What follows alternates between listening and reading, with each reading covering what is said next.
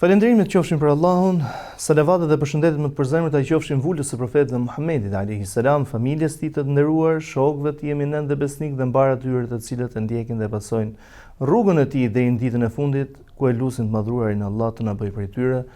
Të nderuar teleshikues, ndjekës të kanalit PIS TV, jemi së bashku në varg ciklin e emisioneve Fjala që udhëzon. Sot jemi me një tjetër fjalë përkujtuese të dërguarit Zotit, me një tjetër udhëzim dhe me një tjetër sqarim të koncepteve, për cilët se profeti sallallahu alaihi wasallam ka thënë: Yushiku an tadaa alaykumul umamu min kulli ufuq kama tadaa al-akalatu ila qas'atiha.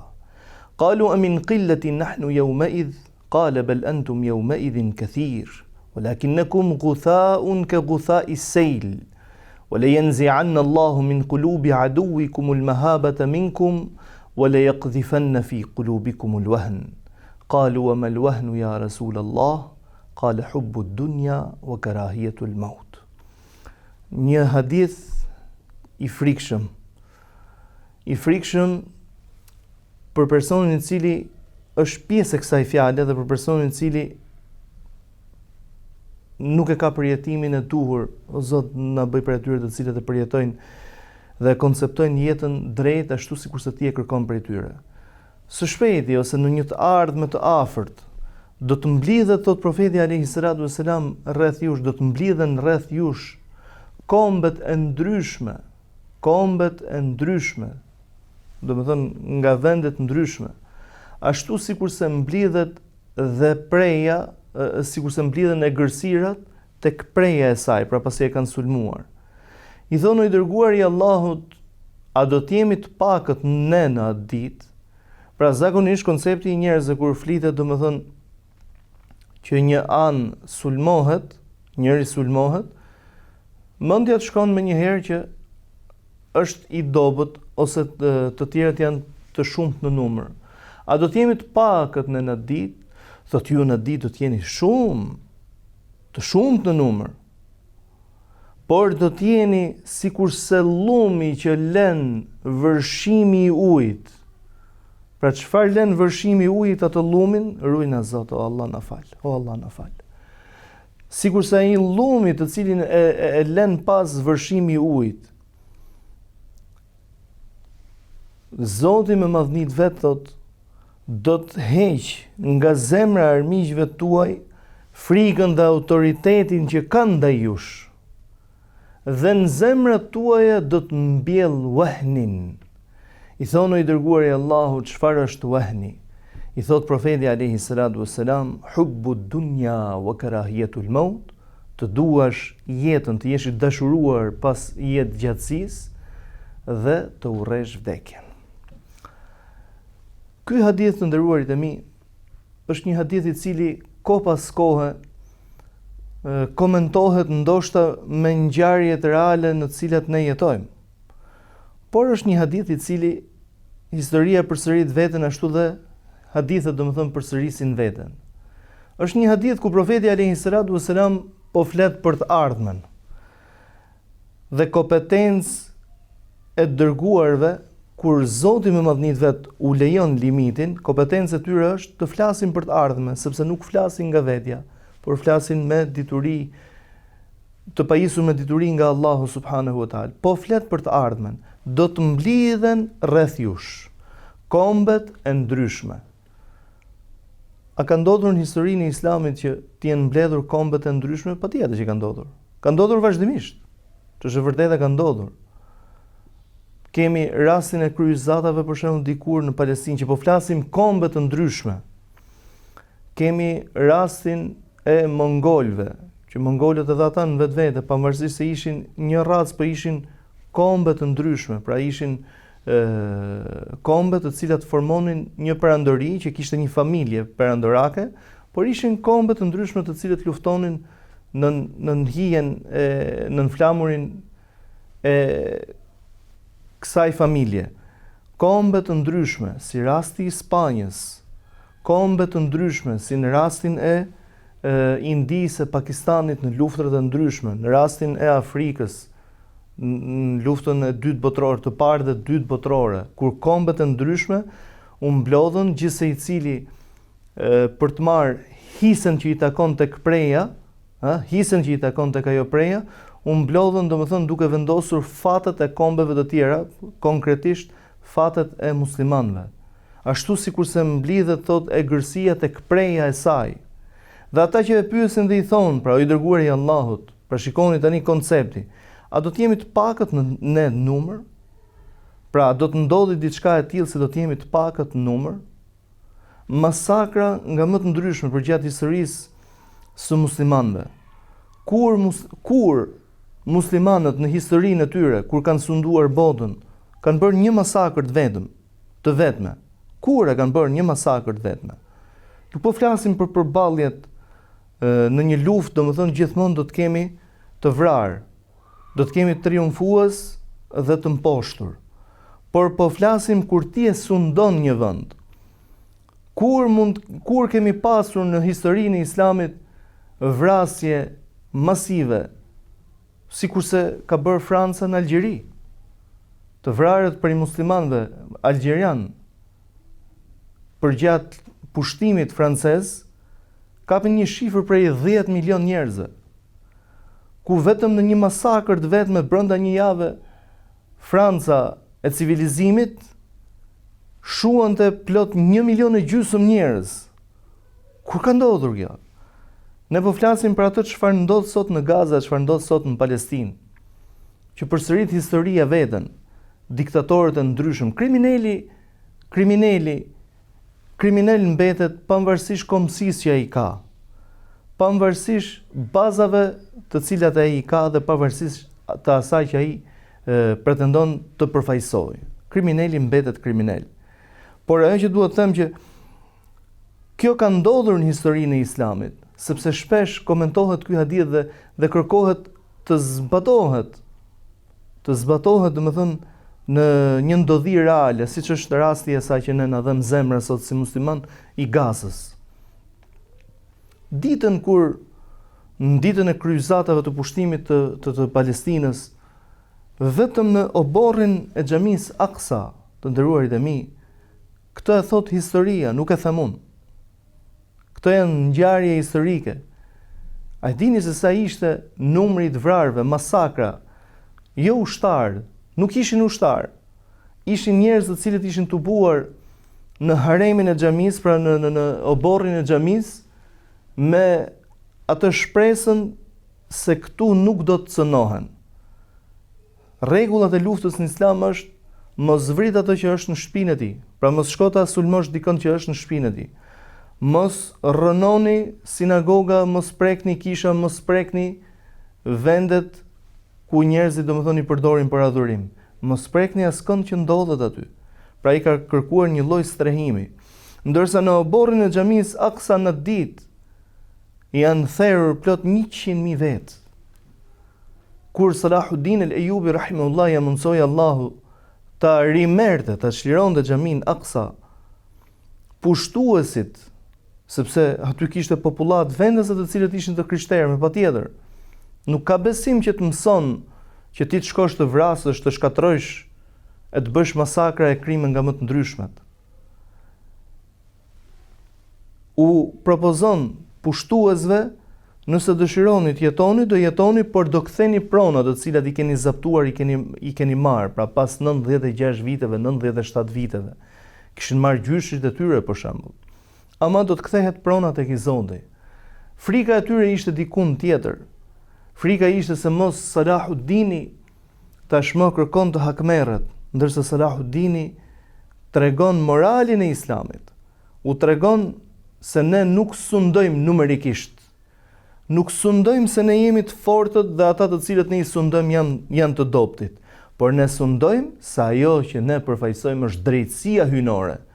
Dhe ne luftojmë pikërisht për këtë drejtësi hyjnore, që të zbatohet drejtësia hyjnore mbi të gjithë popujt, është e drejtë të gjithë kombëve, të gjithë popujve të cilët ndodhen mbi tokë, të jetojnë me drejtësinë e Allahut subhanahu wa taala, të lirë, me dinjitet, me krenari, ashtu sikurse i ka krijuar Allahu subhanahu wa taala, siç i thot Umar ibn al-Khattab radhiyallahu anhu në rastin e një përballje ose një përplasje që pati midis djalit të Amr ibn al-As në Egjipt, që ishte valik guvernatori i Egjiptit, dhe djalit të një kopti popullsi vendase i krishterë, ku në një garë që kishin patur me njëri tjetrin, e kish mundur djalin e Amrit dhe ky e kish goditur derisa çështja arrin tek Umeri radhiyallahu anhu, dhe Umeri, i cili i kërkon Amrit të paraqitet në Medinë bashkë me të birin, dhe kur paraqitet në Medinë bashkë me të birin, Umeri radhiyallahu anhu i kërkon djalit të koptit që ta godas ashtu sikur sa ai e kish goditur, pra ta merrte hakun pa e tepruar, pra të ka goditur një herë me shkop, një herë do e godasësh, dhe ti jo një dytë, dhe kjo është një e drejtë që po ta jep ligji. Pra nuk ka hakmarrje individuale, por kjo është vendosje e drejtësisë në statusin e ligjzbatuesit, që është në rastin konkret është Umeri, dhe pasi ai refuzon, dhe Umeri thotë duhet ta bësh diçka të tillë, dhe i drejtohet Amrit duke i thënë që kur i keni robëruar krijesat e Allahut, pra me privilegjet e sundimit, të fronit, të pushtetit, ndërkohë që nënat e tyre i kanë lindur të lirë, pra është e drejtë e gjithse i cili të jetojë i lirë, do të mblidhen, do të tubohen rreth jush. Thash, jo të mos e përdorim, por të mos e komentojmë këtë hadith i cili ka të bëjë me një ngjarje reale. Ja, e sheh? Pra edhe kjo mund të jetë pjesë, me patjetër, mund të jetë pjesë e këtij komendi, por është një koment i cili përsërit veten. Përveç kryqëzatave kemi dhe përballjen me mongolët, që ka qenë një ndër përballjet më të frikshme me të cilat është përballur ummeti islam, ku tregon Ibn Xhezeriu dhe thot në atë kohë kishim frikë të shkruanin për mongolët. Pra kush ishte frika? Nuk ishte frika prej mongolëve se të shkruanin për mongolët, por sepse na ishte krijuar ideja, domethënë ajo qasja ose ajo përshtypja se mongolët janë kombi e xhuxhve. Domethënë nga padrejtësitë e mëdha dhe shkatrimi që ata bënin, pra nuk ishin pushtues, ata ishin thjesht shkatrimtar.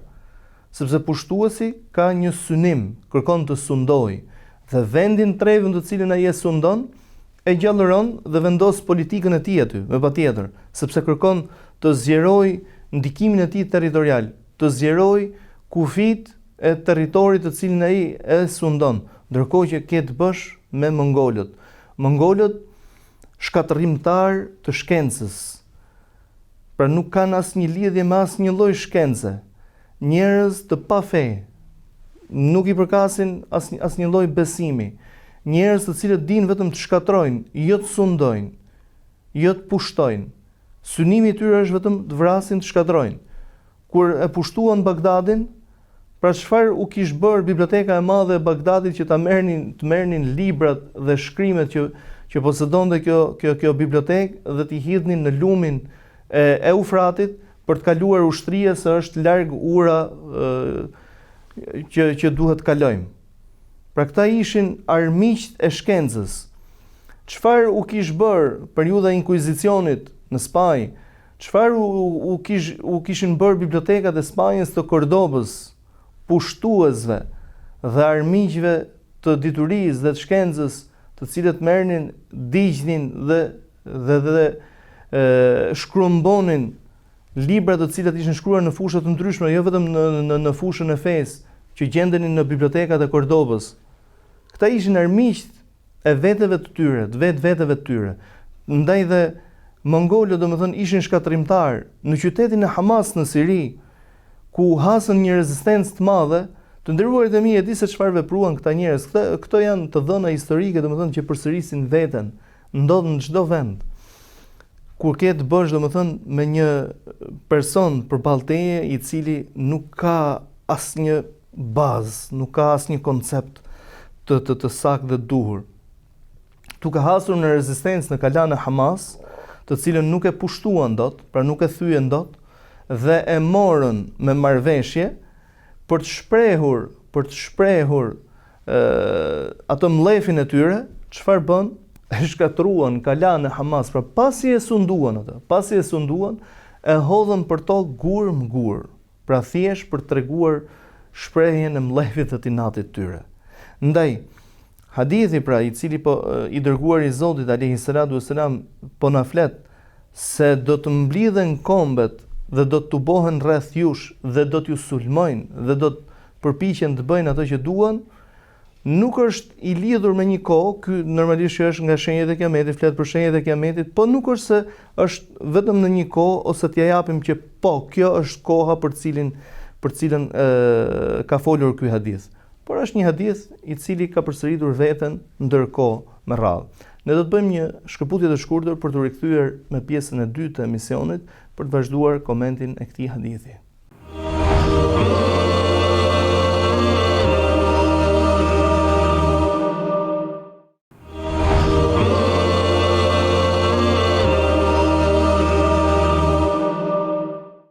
Shikues të nderuar, rikthehemi në pjesën e dytë të emisionit për të vazhduar me fjala që udhëzon.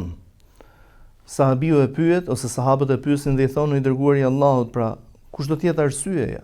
Tash më pyesin për arsyen. Pra do të ndodhi një diçka, a duhen analizuar gjërat? Pra nëse ti shkel semaforin me të kuqe, kush janë pasojat? Ndoshta ti për momentin nuk pata asnjë pasojë, por a mund të kishim patur pasoja katastrofike? Patjetër që po, sepse ti ke bërë një shkelje të cilën as nuk duhet ta kishe menduar as pak. Kush janë shkaqet që do të çojnë në këtë? Pra do të jemi të pakët në? Po pyesin sahabët, a do të jemi të pakët? Pra këtu të shkon mendja. I thot profeti alayhi salam, ju në ditë nuk do të jeni të pakët. Ju do të jeni të shumët. Pra shiko se si jemi në ditët tona të sotme. Në ditët tona, do të thënë, ummeti musliman, për nga përkatësia e besimit, jo në krahasim, do të thënë, në pjesën tjetër të botës, por për nga përkatësia e besimit, është feja dominante numër 1 në botë, për antarët që ajo përmban. Ju në ditë do të jeni të shumët, por si do të jeni? Do të jeni sikurse llumi që lën vërshimi i ujit. Rujna Zot. Do të jeni të tillë. Pra si do të jeni të tillë? Musliman të cilin nuk e han brenga për fenë e tij. Musliman që mjafto të jetoj, pra një lloj, një kategori muslimani i cili dëshiron të bëjë të gjitha. Çfarë do thotë të bëjë të gjitha? Ti bësh të gjitha në hallallik, s'ka asnjë të keqe këtu. Por dëshiron të ketë edhe një jetë shturur, dëshiron të jetë edhe një fetar, dëshiron të jetë edhe një mësues i mirë i fesë së Allahut, dëshiron të jetë në të njëjtën kohë një provues ose eksperimentues i eksperiencave të ndryshme në jetë, don t'i bëjë të gjitha. Të gjitha një miksim i tillë nuk mund të jesh. Pra, është përhapur dhe ajo shpreha që 1 orë për Zotin tënd dhe 1 orë për ty. Pra një pjesë kohë për Zotin dhe një pjesë për ty. Po Allahu subhanahu wa taala në Kur'anin e tij famlart na drejtohet duke na thënë inna s-salata tanha 'anil fahsha'i wal munkar. Me të vërtetë që ai namazit të ndalon. Pra të ndaloka. Ti po falesh 5 herë në ditë. Këtë po e bën me përkushtim. Po e prish gjumin e sabahut. Po e mundon veten ndoshta me namazin e yatsis në kohën e verës, i cili është i vënuar. Po sakrifikon qetësinë tënde në namazin e ikindis ose të mesditës, të drekës. Po ngrihesh nga një tryezë në të cilën je ulur vetëm për t'u përgjigjur Allahut subhanahu wa taala, dhe pastaj përtej gjithë kësaj thua 1 orë për Zotin ose një pjesë kohë për Zotin, kjo është për Zotin dhe kjo tjetra është për veten time.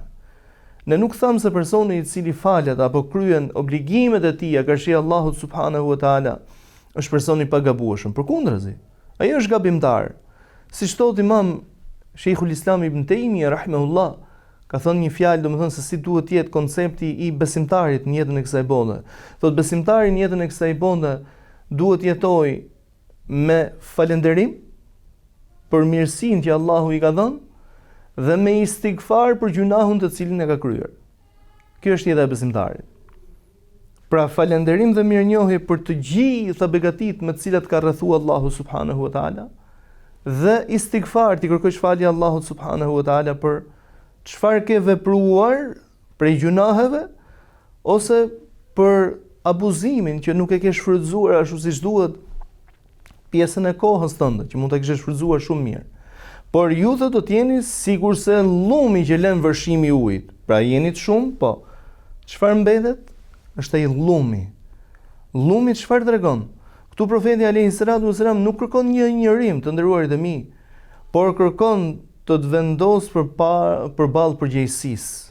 Kërkon prej teje dhe prej meje të reflektojmë. Sepse edhe ai llumi mund të pastrohet. Edhe ai llumi mund të pastrohet.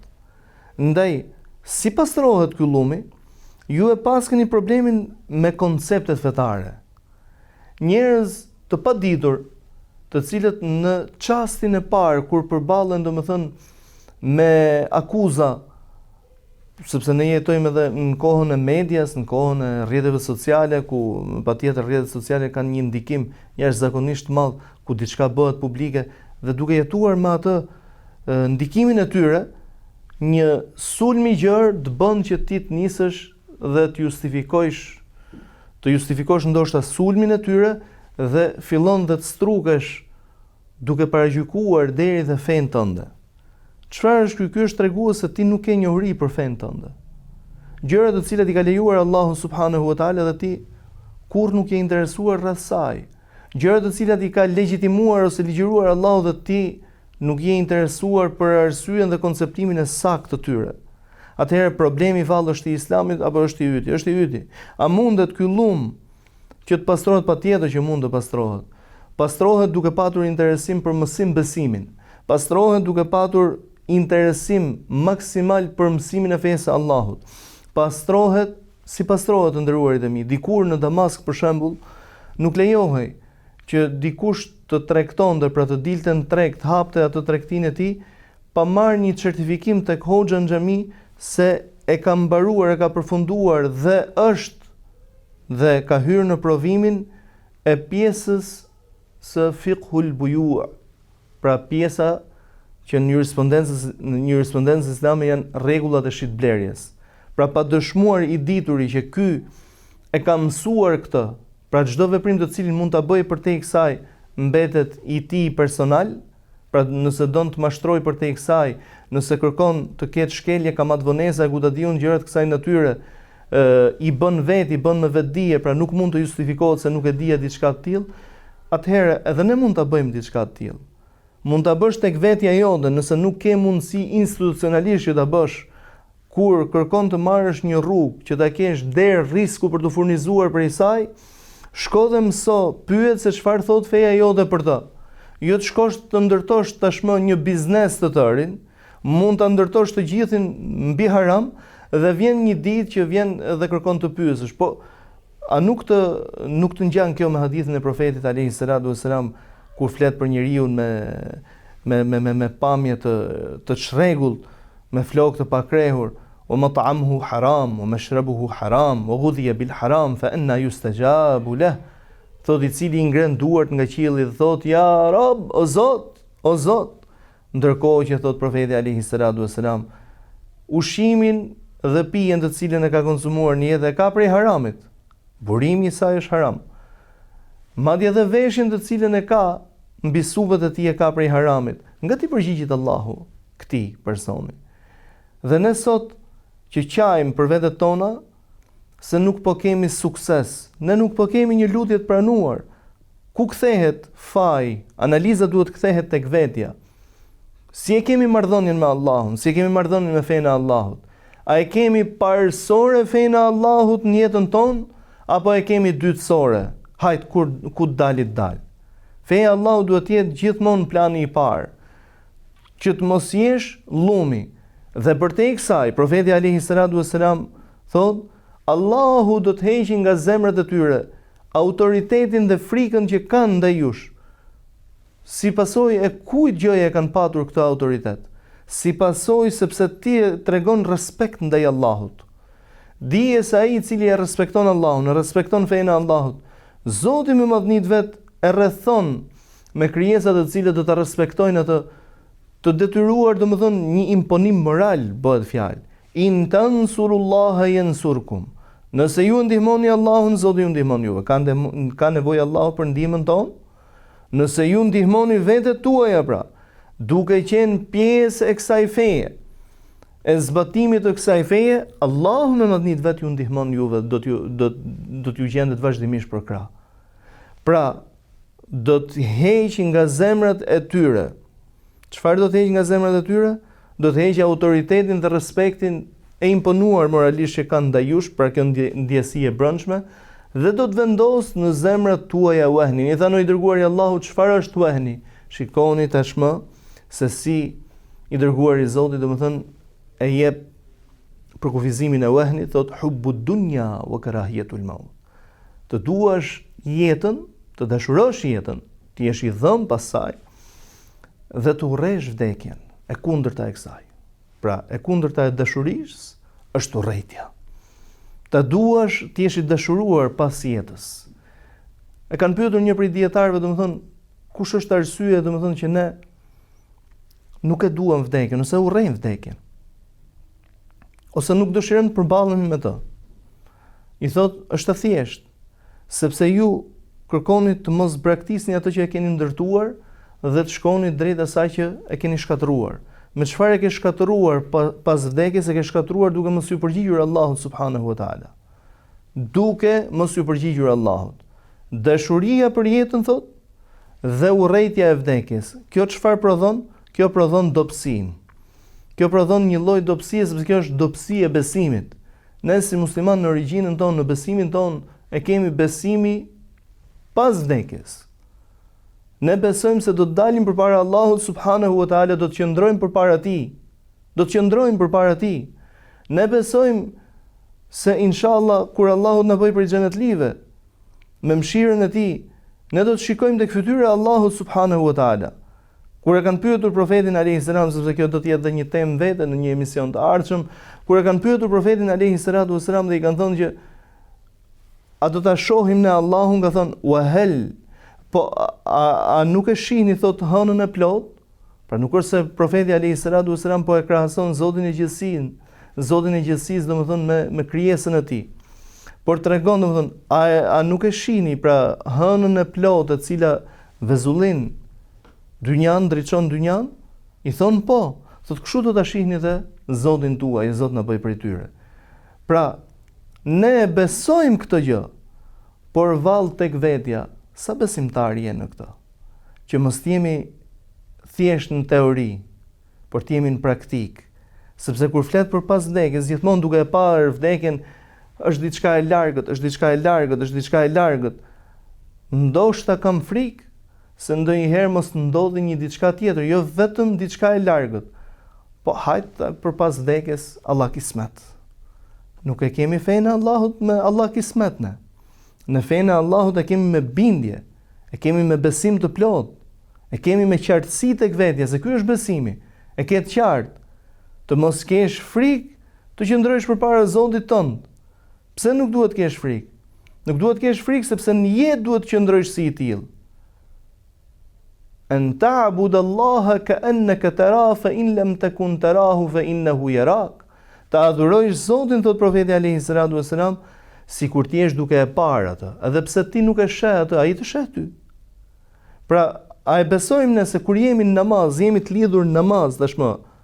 A e besojmë se Allahu po na sheh? Patjetër që e besojmë. Po ndjenjën vallë në ato çaste e kemi të njëjtë?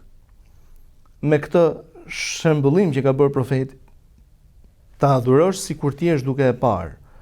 Ne nuk mund ta imagjinojmë se si mund të jemi duke e parë, ama ne besojmë dhe duhet ta ndjejmë plotësisht se në çastin kur po i drejtohemi Allahu subhanahu wa taala me këtë adhurim që quhet namazi, Allahu po na vrojton neve.